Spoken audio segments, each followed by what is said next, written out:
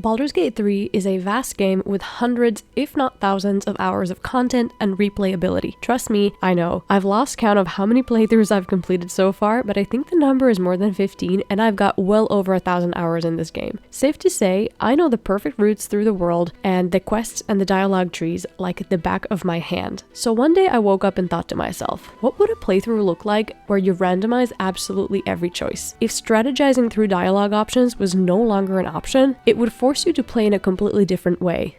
And honestly, after 1,000 hours of playing, I could use a bit of a change. Full disclosure, I tried a variation of this idea on stream a couple of years ago, but I had no clear set of rules to this challenge back then and I didn't make it very far, so I'm treating this playthrough as my first attempt at this. I hope that makes sense. So without further ado, welcome to Baldur's Gate 3 Randomised Challenge. The rules are as follows. Every dialogue choice has to be randomized, with the caveat that I am allowed to trade with traders, and sometimes in order to see what happens story-wise, I spin the number wheel without the corresponding number for the leave option to avoid having Tav not interact with anything, because trust me, it did happen a lot. I can ask companions to join only once, unless the game pushes them to speak to me more often than that. There will be no saves coming, there will be no saving mid-combat. If we die, we have to go back to the start. Inspiration can only be used for trap disarm and lockpicking, not re-rolling dialogue rolls, and we are using the honor rule set, and to amp up difficulty even more, we have the more difficult encounters mod enabled, along with the extra difficult enemies from the loot randomizer mod.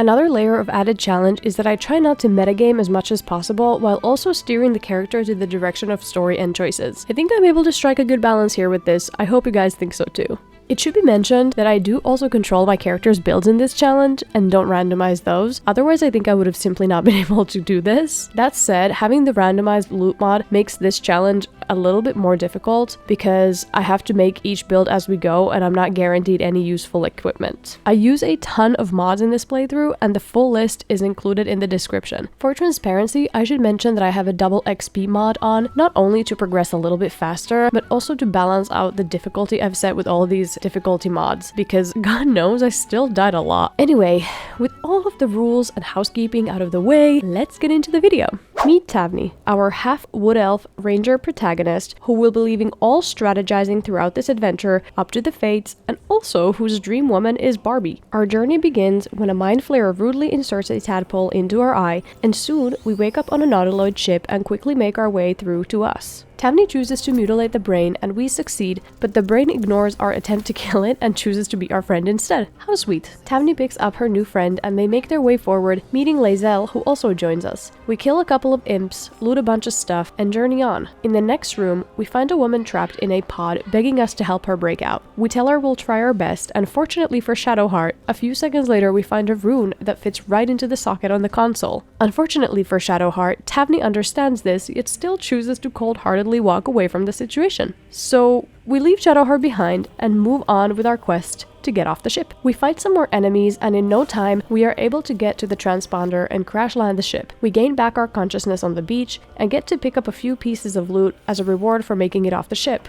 along with getting to level 2. We find Shadowheart on the beach, who somehow isn't mad at us for leaving her on the nautiloid. To use her non-hostility to our advantage by recruiting her would be the obvious choice here, yet Tavni chooses to inform Shadowheart that she will be walking away, and walk away she does, companionless. We continue on and find Gale's hand in a sigil, from which Tavni chooses to walk away.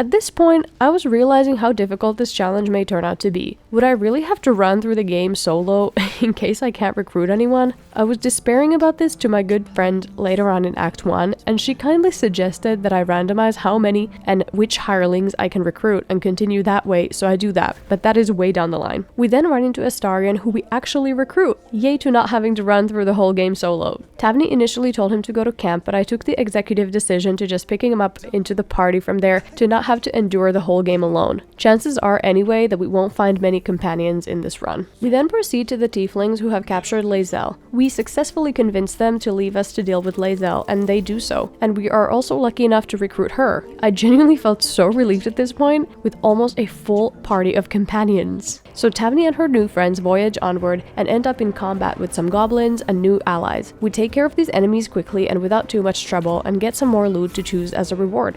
Then it is time to level up again, with Tavni becoming a Gloomstalker Ranger, Astarion an Assassin Rogue, and Lae'zel a Battlemaster Fighter. We venture into the grove, where we stand back when Aridin decides to punch Zevlor in the face, the latter telling us to go see Nettie for help in getting the tadpole out of our brains. As a token of our gratitude, we tell Zevlor that his people should have stayed in the Hells. Tavni is shaping out to be a really great lady. In the grove, we have a few pit stops to make. First, I normally run to Roland to convince him to stay to fight in the grove, which surprisingly we're able to do here. Next, we find Will and also manage to recruit him. This playthrough will be a breeze, I think to myself. I am, of course, wrong. But I feel optimistic and decide to multiclass Will into a wild magic sorcerer since I love chaos, and that is the theme of this playthrough. Shadowheart has found the grove too, and she stops us to speak to us again. She suggests that we both need a healer, and we offer finally to team up. Shadowheart says she'll join us, but only if we get rid of Lae'zel. But unfortunately for her, Tavni loves a froggy woman, so she turns her down. So once again, we do not recruit Shadowheart. Moving on, we find Alfira and tell her that making art isn't worthwhile in such uncertain times, and tell her survival is much more important than some stupid song.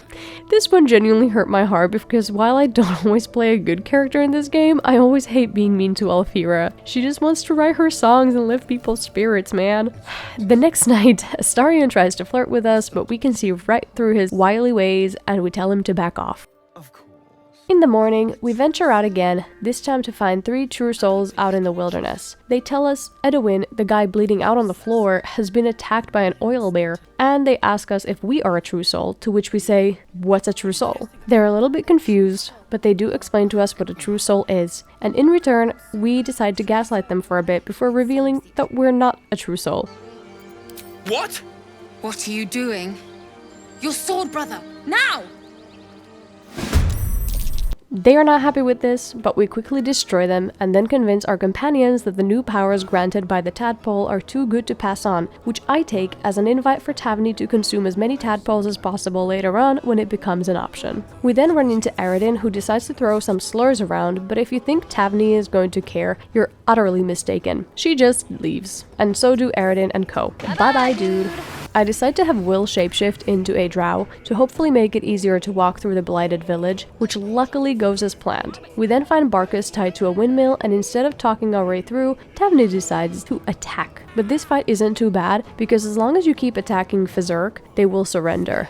Mercy, please! Although, Tavni doesn't care and still chooses to kill Fizurk despite his cries of forfeit. Again, she's shaping out to be a lovely lady. After Fizurk, Tavni is still feeling rather murderous, so she decides to go kill the sleeping bugbear and some of the other goblins around the village. After that, we decide to run all the way through to the goblin camp as Drow Will for some extra XP, and we once again run into Shadowheart right outside. The mysterious artifact she carries shows us some visions, and she tries to convince us that we need her and that she needs us. To this, we decide to respond that we'll have the artifact, thank you very much, but we won't be needing her. She threatens us and Will says she can join us. However, Shadowheart reminds him that he needs to ask I forgot I wrote this.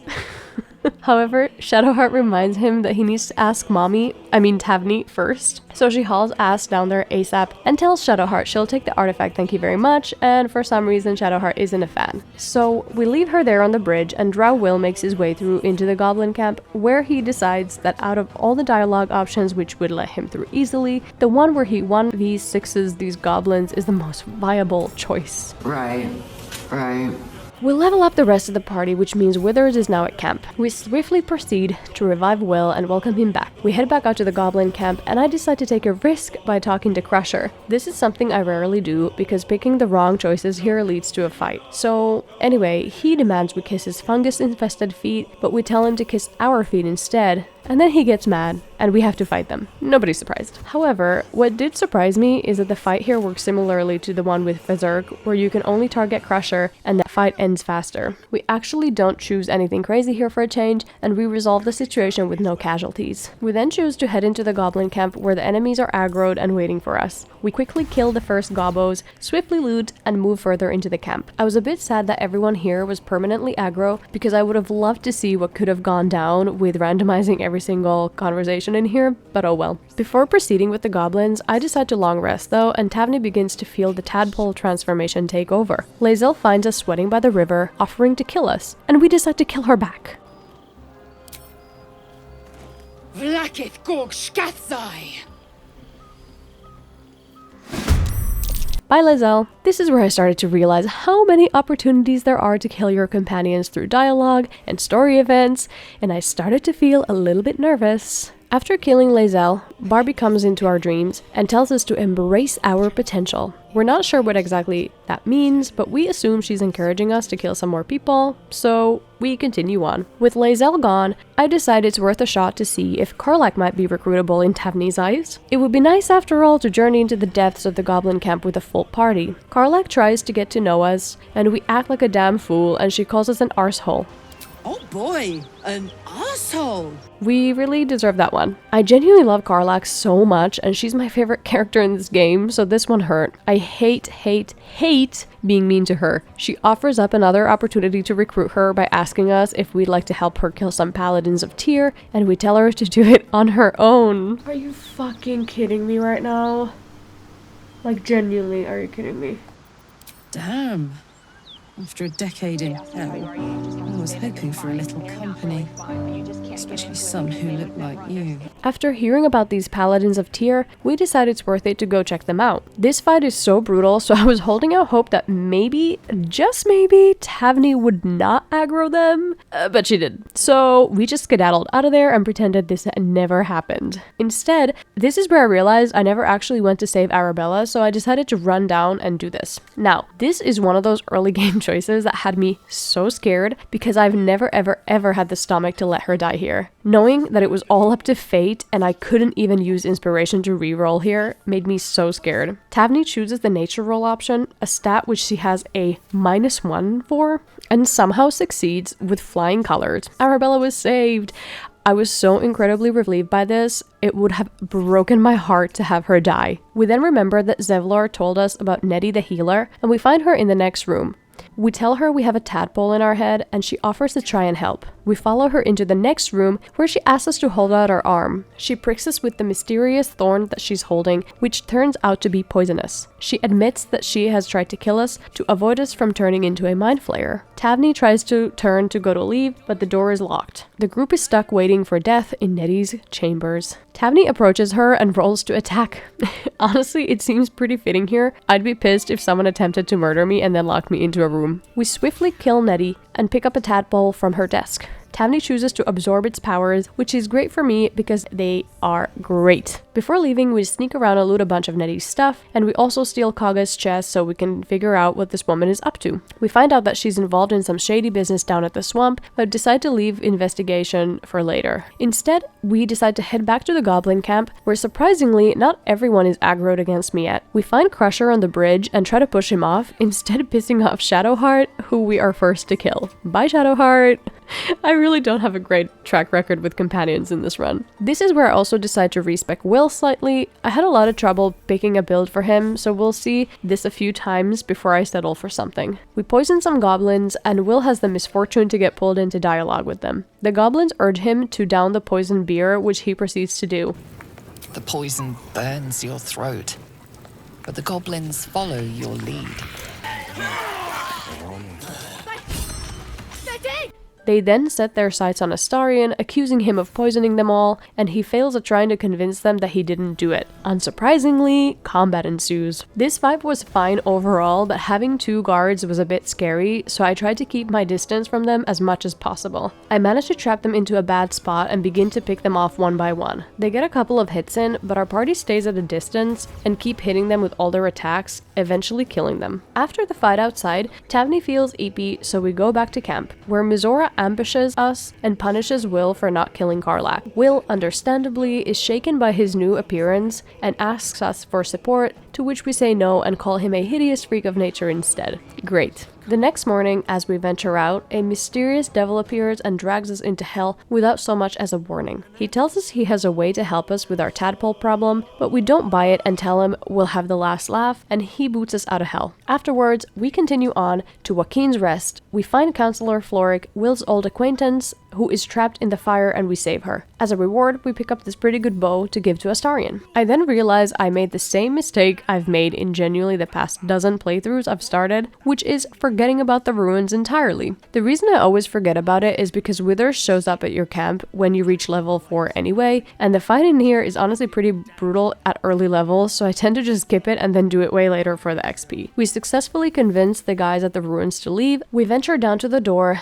and tell the muffled voiced man the truth, that his pal Gimblebach has abandoned him. He then threatens us, but we decide to venture in anyway. This guy and his friends don't scare us. We use a quasit to get a surprise round on the enemies and position a cloud of daggers by the door, into which Tavni chooses to run immediately. The cloud of daggers proves very useful though, with a few enemies ending themselves by running through it. After the fight, Tavni starts to feel a bit eepy again, so we decide to head back to camp once again. We suddenly jolt awake in the middle of the night with Astarion baring his fangs a few inches away from our neck. Tavni doesn't take to this very well and decides to stake Astarion in the heart. He doesn't take this very well, so he runs away and leaves the party and takes all of his stuff with him. This honestly made me more sad and annoyed because I could have used some of those items. It was time to accept that for now, it was just Tavni and Will against the world. I could not believe my luck of having rejected Shadowheart and Karlach, having killed Lae'zel, and now driven away Astarion too. Oh, and we of course walked away from Gale in the portal earlier as well. Downtrodden, we venture deeper into the crypt, where I didn't realize that trying to pick up these skeletons wakes them up and starts combat.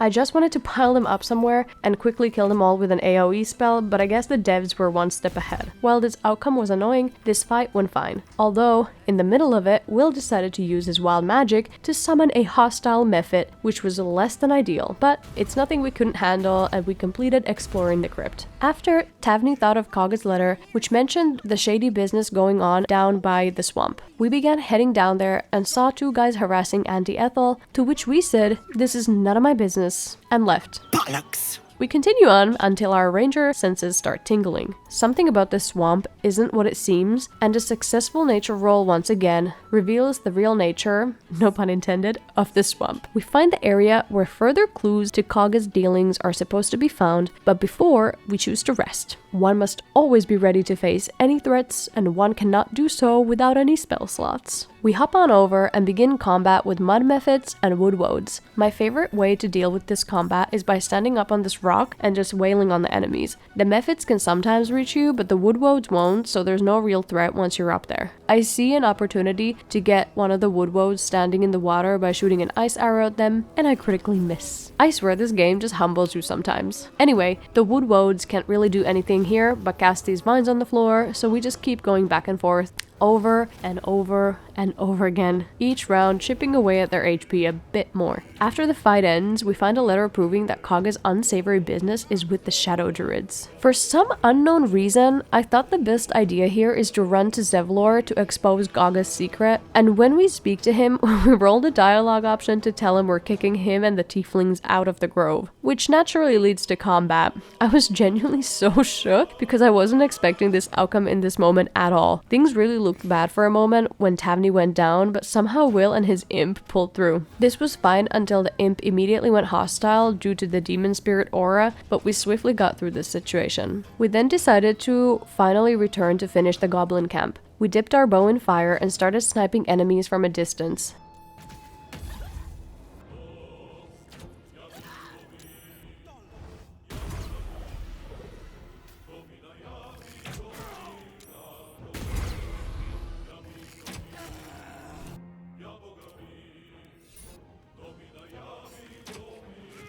This fight really didn't pose much of a threat, and we quickly annihilated Priestess Gut and her minions. We carry on and find this guy Liam trapped on a torture device. We calm him down by telling him we're here to help him, and then immediately say psych and leave him there. Carrying on, we decide to go free Volo because God knows I am addicted to stealing from him throughout the game, like it's genuinely my favorite thing, so we make our way there. However, I forget that there's a goblin in the room with him, so I try to get rid of her but don't quite succeed, which leads her to give me 4 options, out of which Tavni chooses the one that lands her in prison. I genuinely cannot believe the tomfoolery at this point, but I thank my lucky stars I'm a rogue so I can easily sneak out of there. But before I'm able to make my escape, one of the guards catches me and I fail my attempt to convince them that I'm supposed to be out, and they lock me right back in. I decide to take this time in my cell to level up. because what's better than to use some quiet and solitude to ponder my life choices? I try to make my escape once again, and this time I succeed. I decide to wait out my fugitive status so I can walk about the camp freely again, but forget that the whole camp is still aggro, so I end up in a 1v3 with these goblins anyway.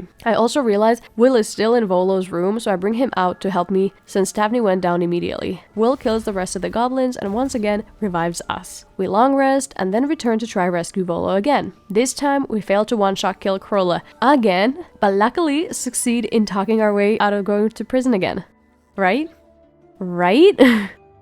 No, we end up in prison again. It's time to repeat all the tomfoolery all over again, so we sneak out of prison, and while we wait for the fugitive status to run out, we have Will wet Krola, no, not like that you dirty pig, and kill her with some lightning to ensure she actually dies at last. He then frees Volo, and Tavni runs back to him now that she's no longer considered a fugitive. Then we return to prison to free Halsin, because I've heard you can recruit him to help you in beating the rest of the goblin camp, but I've actually never done this. But of course, this time when I really could have used Halsin's help, we roll instead for the option to tell him we don't want his help. Classic. At this point, I just want it to be done, so I decide for Ragslin, I'm gonna go full barrelmancy. This feels kinda illegal as it feels so cheaty, but I simply got so fed up after going to prison twice in the last 30 minutes and just wanted to destroy some enemies, so sue me. I had Will turn invisible and drop off the package of 6 smoke powder barrels over by Ragslin's feet, and then had Tavni shoot a fire arrow at said barrels. After this, we only had a couple of enemies to worry about. It's then time to finally beat Minthara, a fight that can actually be pretty tough because she has hold person and is generally really powerful. I decide to spare her here to give us a chance to hopefully recruit her later in Act 2. She tries to hold person us, but we luckily save the first time, with Will getting paralyzed on her second try. He saves and gets unfrozen, although on her next turn Minthara immediately lands another hold person on him. I decide to have Tavni try to get Minthara to as low health as possible in order to knock her out, and she succeeds. Will is hanging on by a thread at 1 HP, and we have only the scrying eye to worry about by the time everyone else has been taken care of. We return to Halsin to inform him that the camp has been cleared, and he tells us to return to the grove, which we do swiftly. The tieflings are grateful for our help and have decided to throw a party as thanks, so we finish our business in the grove and then head back to camp to celebrate. With only one companion in tow, I decide to speak to Will to see what might happen. To my surprise, we roll for all the flirtatious options, and Tavni and Will even share a kiss. Lae'zel's corpse doesn't seem to bring down the mood at this party either, which I guess is a good thing. Anyway, the next day I decide it's time to sneak into the Underdark, and we do just this. The Underdark is kinda scary and full of real dangers, like the Spectator and the Bulette, and whoever this is. They are coming. You are coming. Although I really should have known the real threat here was going to be Fate once again, as we decide to attack the Myconids. I've never ever done this before because I love the little mushroom guys, and I was genuinely really sad to see this happen. Oh well. We kill our way into the colony, then speak to Blurg. However, while we speak to him, another mushroom spots us and starts combat, and when we kill it, somehow all the spores around us explode and damage Blurg's stuff. He demands payment for his damaged belongings. I didn't damage anything, I don't know how that happened.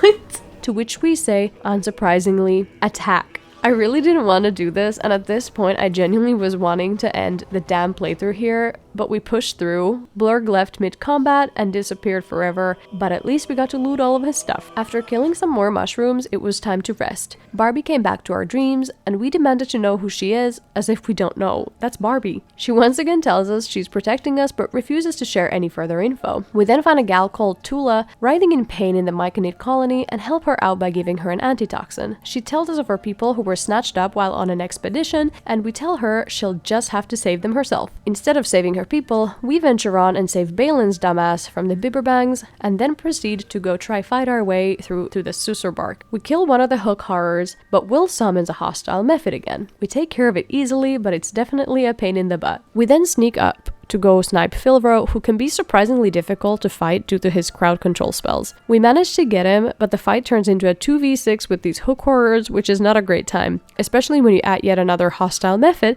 summoned by Will, into the mix. Suffices to say, I turn Tavni invisible and start running away since there is no way I can get through this otherwise. I let the hook horrors annihilate Will so I can just revive him at camp, and they focus instead on the Bulette, who has joined the party now too, although they're not doing any damage to it. I decide to leave this fight for now, as it's clear that I desperately need to either level up or get better gear before attempting this again. I go and fight the ogres, the brains at the beach, and Kaga to earn some XP. I also decide to go explore the cellar underneath the apothecary, but once we get to the magic mirror, we choose to declare Sass Tam as the finest Zulkir who ever lived. Spoiler alert, that's the wrong choice. So we bounce and decide it's not worth it to try again. Instead, we go tell Dareth that we found Balin and we don't pry further as to the reason why she's down here in the Underdark. We then try to go fight the hook horrors again, but before even getting there, Will summons a Quasit, which in turn triggers him to also summon a hostile method. I can't make this up. As a side note, I think I need to make a wild magic playthrough sometime soon.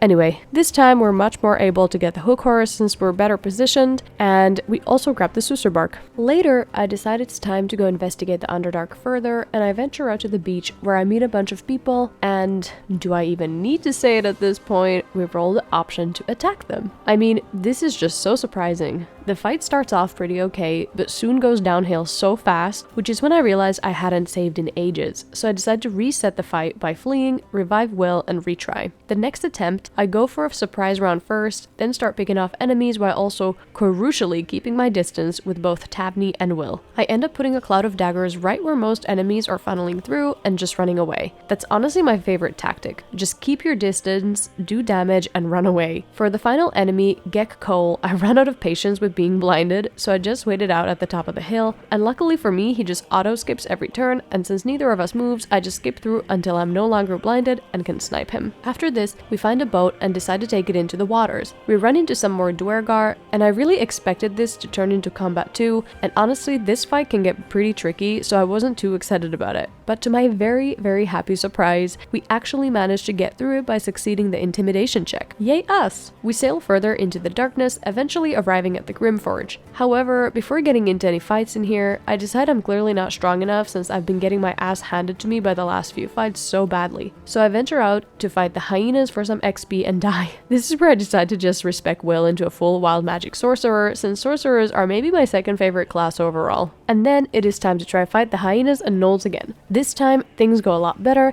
and the gnolls end up being toast. Then I decide to try take on Flint and the rest of the gnolls by doing my usual thing where you hide right next to her, then unhide, and this should trigger a dialogue. But for some reason it doesn't happen here and we're just in regular combat. I try not to panic, but I low-key panic a bit. Again, I go for my usual strat, which is to keep my distance as much as possible. All the enemies start targeting Will, but a combo of water and lightning never let me down. By this point, Tavni also makes it up there and gets rid of another enemy. Will wets some more gnolls, no, not like that, and freezes them to death. Water plus cold/lightning is such an insane combo in this game. I genuinely can't get enough. Then we have only Flynn left, which isn't a problem for us at this point, and we clear her easily. After this, Rugen comes up to us and shares the passcode to their secret hideout, after which we thank him by trying and failing to read his thoughts. Rugen is not happy and attacks us, but him and his friend have got nothing on us and we clear them almost immediately. We also go into the cave and pick up the shipment and make our way to Joaquin's Rest to go deliver it on Rugen's behalf. Despite just learning the password, Tavni decides to attack the boy guarding the entrance instead. Just so absolutely classic Tavni, isn't it? I thought we were both going to die here, but somehow Tavni survived?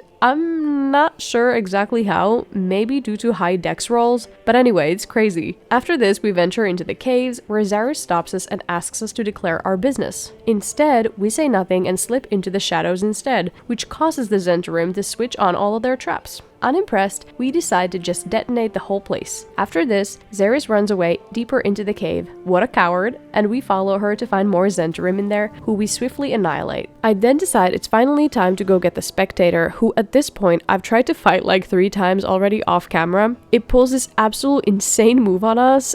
Have you ever tried this this one? and we have to reset the fight. At this point, I'm so fed up with the spectator's shit that I go get all my smoke powder barrels and I position them so I can get his ass when he gets near them. I unfortunately get spotted, but I take a moment to position the barrels closer to the spectator and then run away, and kaboom. This was honestly probably overkill, but I don't even care. Thank God the spectator is gone. We then venture back into the Grimforge and end up finding Philomene guarding a big bomb. We tell her to go ahead and blow us all up, which she does. Will gets downed in the blast, but somehow Tavni once again survives. Urging Philomene to kill us all is yet another thing that I have never done in this game before, so let me take it off the list, I guess. After this, I decide it's time to go to the near fight, but I'm incredibly nervous about it, especially due to having only 2 characters. I've soloed this fight many times in the vanilla game, but having the extra enemies mod, the more difficult encounters mod, and all the difficulty enhancements from the loot mod make me nervous since I've had multiple TPKs here before with these mods installed. So this is where I end up rolling for a hireling. We end up initially rolling for the paladin Kurz, and we head on out. Back in the forge, we find Brithvar and Kur conspiring in the corner, and we try to read his thoughts but fail due to the -1 to intelligence. He threatens to kill us, but unfortunately for these two, we quickly gain the upper hand and win this fight. We're not so lucky in the actual near fight though, and we quickly lose to our enemies. This fight is genuinely so hard with these mods, I cannot stress that enough. So this is where my good friend, who I was live texting throughout this experience, suggested that I could roll for the max number of hirelings I can have at camp, and then roll for which ones I pick up. So I rolled for 3 hirelings total, 1 being Kurz, and the other 2 being Zenith Fircel, a cleric, and Brynna Brightsong, the bard. I've skipped through the long sequences here, where I played Sims with these hirelings and yossified them to hell and back. I then decided to roll for which hirelings I can take with me, and I rolled for Kurz and Zenith and left Brynna at camp. I honestly still haven't figured out a good system for swapping out hirelings, so I just roll with these guys for now. Anyway, it's back to the forge and time to attempt the fight again. I position my party a bit better this time and give them some elixirs. If there's ever a time to use them, it's now. I have Tavni trigger the explosions, but her arrow hits the scrying eye instead and it messes up the whole pre-fight dialogue and everything by just having everyone aggro instead. Kinda disappointing, but oh well. Will starts sniping his spells from above, and Kurz begins smiting enemies close to him. Will's mage hand makes sure to wet more enemies, no, not like that, and Tavni uses some ice arrows against enemies vulnerable to cold damage. Since Zenith has the lowest AC in the group, all the enemies target him and he gets down pretty fast. Oh yeah, and at some point here, Will also summons a hostile method again, which makes things just a bit annoying, but it's nothing we can't handle. Then I make a miscalculation by forgetting about one of the snipers at the balcony and get too close, which leads them to shooting an arrow of thunder at Tavni and landing us in the lava. It's almost like the other enemy in the rafters gets the exact same idea and shoots another arrow of thunder at Will, dropping him into the lava too. With Tavni and Will downed in the lava and Zenith fully dead, I didn't know if this attempt was gonna be successful or not, but I really didn't want to have to start over. I decided it was time to lock the fuck in. Kurz was my last and only hope. I swapped out his Bloodlust elixir to a Hill Giant elixir so I could try throw one of the enemies into the lava, but he of course slips on ice, and the enemies start absolutely wailing on him. Due to him being a half orc though, he comes back with 1 HP and throws yet another enemy into the lava. It's now a 1v1 between Kurz and this enemy in the rafters, and I can't figure out how to get there. So I just climb up and start throwing everything that I can at her, literal items, spells, anything, just to have this fight finally be over. With the last scroll of magic missile, we finally get her, and Kurz can revive the rest of the party. It isn't until here that I realize I never even freed Nier, so we rest and then head back to free him. This fight should be a lot simpler when it's just our party versus him anyway. Tavni throws water at Nier and then runs away. We don't want to get hit by that legendary attack this time, and Kurz's command Grovel somehow lands on him. This is great news, since this means that we can actually attack him without fear of retaliation. And Will does exactly this by upcasting a Witch Bolt that does 56 damage, aka half of Nier's HP. Zenith hits Nier with a glyph of warding, and Tavni finishes the fight by hitting him with a couple of lightning arrows. I'm really relieved that we managed to do this fight on our second try. If you needed any more reasons to hate this playthrough, we also convinced Skickbit to take the elevator up into the Shadow Curse lands and threaten to cut his tongue out if he doesn't do as we say. This party is such a lovely bunch. I'd maybe expect it from Tavni, the Ranger Rogue, but you'd think a folk hero, a paladin, and a cleric would make better choices. I'm clearly wrong. Oh, we also pick up the Sentient Amulet, which is evidently so much fun.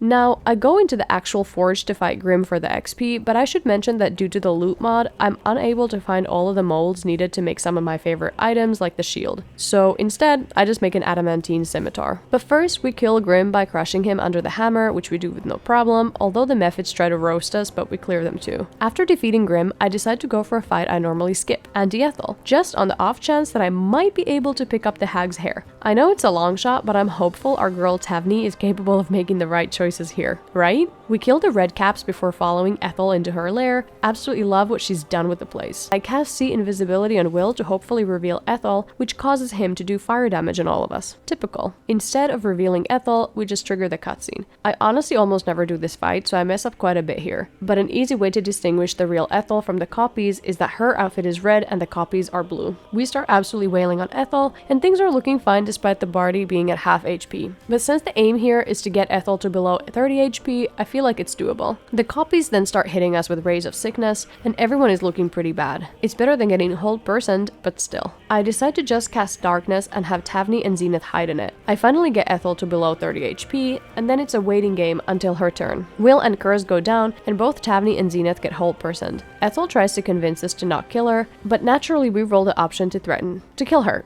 Luckily, the game gives us a second chance, but once again, we vow to kill her. But being hold-personed means we lose this fight very quickly, so this was possibly the dumbest outcome. We load back into the beginning of the fight, and this time I position my party better, trying to avoid triggering the cutscene. We sneak around and succeed in triggering just the combat. I have the mage hand throw water on Ethel, and Will hits her with an upcast witch bolt twice, although the second one only does a pathetic 6 damage. At this point though, she is at a very low HP, so we let this play out. We get the cutscene where she tries to convince us to let her go, but once again we roll to vow to kill her. So no hag's hair, but at least this time we're in a better position to be able to kill her. At only 11 HP, it's not difficult to do this, with Will blasting her with the upcast witch bolt to deal the final blow. Mayrina is not happy with us, as it turns out that she had a deal with the hag. The hag had promised to bring back her husband from the dead and ask for her unborn child in return. We follow Mayrina outside where she's mourning by her husband's casket. Instead of choosing any of the other options, we decide to just leave her to mourn and walk away. With Ethel done, I decide it's finally time to journey into the mountain pass. We do just that and run into this woman, Lady Esther. She points us to the direction of the Githyanki creche, and then she tells us that she was going to try and acquire a Githyanki egg from the creche for scientific study, but failed, asking if we could help her instead. We say we have no interest in this, and instead try to pickpocket all of her money, a move she's not too impressed by and decides to start a fight. She has nothing on us, and we quickly take care of her. However, this leads Curse to break his oath. Oops. We keep on keeping on, and into the creche we go. Right outside, we see some Gith killing some cultists, and then we head on in, finding a bunch of drunk explosive kobolds in a room. We clear the room and pick up the ceremonial mace from one of the kobolds. Continuing on, we find a room with the ceremonial battle axe, and we pick it up, leading the Guardian of Faith to attack us, but this fight goes by swiftly. Finally, we climb up to the eagle's nest and roll to attack them. This fight doesn't pose any real threat, and we clear the eagles pretty easily before we pick up the ceremonial warhammer from their nest. We're now free to go to get the Morning Lord's Radiance blessing, which grants our weapon attacks an extra 1d4 radiant damage until the next long rest. After this, we head on inside the creche, but before, I have Tavni shapeshift into a Githyanki.